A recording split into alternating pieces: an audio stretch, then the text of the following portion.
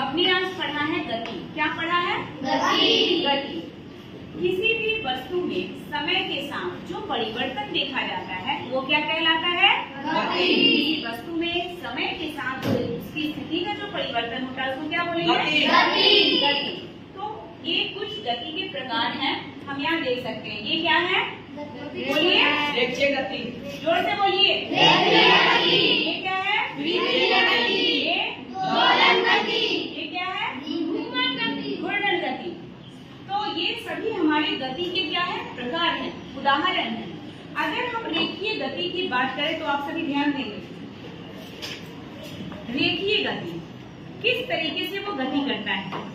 कभी भी रेखीय गति जो है सीधी रेखा में, जैसे ये बोर्ड है, एक सीधी रेखा में जो है यहाँ स्थिर है, ये सीधी रेखा में ये गमन कर रही है, तो क्या कहलाएगी?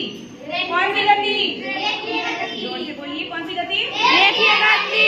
चलिए यहाँ देखिए, अब ये एक स्थान से दूसरे स्थान में सीधी रेखा में गमन कर रही है, यानी गति कर रही है, तो इसको क्या बोलेंगे? रेखीय गति। चलिए अब हमारी बारी है वृत्तीय गति की। जब कोई वस्तु वृत्ताकार आकार दे, वो घूर्णन करे, तो क्या बोलेंगे उसको? वृत्तीय गति। बता दीजिए, क्या है ये? कौन सी गति? द्वितीय गति। क्या है ये? द्वितीय गति। द्वितीय गति। अब हमारी बारी है दोलन गति की। दोलन गति किस तरीके से गति करती है, इसको हम उदाहरण से समझेंगे। ये एक स्थान से दूसरी ओर आगे पीछे या दाएं बाएं इस तरीके से अगर गति कर रही है तो इसको बोलेंगे दोलन गति। दोलन गति। जैसे घड़ी में आपने देखा होगा कि एक दोलक जो लटके रहते हैं वो किस प्रकार गति करते हैं? दोलन गति होता है। उसमें झूले में भी कौन सी गति होती है? दोलन। दोलन गति। अब हम बात करते हैं घूर्णन गति की। तो घूर्णन गति के लिए हमारे पास लट्टू तो नहीं है, लेकिन ये एक हमने सिक्के का प्रयोग किया है, यहाँ ध्यान देंगे। तो ये क्या कर रहा है? एक अक्ष पे कैसे ये कर रहा है?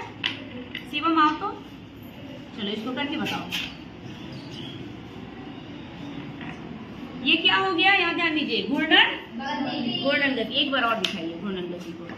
समझ में आ गया कि गति के जो प्रकार है उसको हमने एक्टिविटी के माध्यम से समझा, तो हमारे कॉन्सेप्ट जो है वो और क्या होंगे?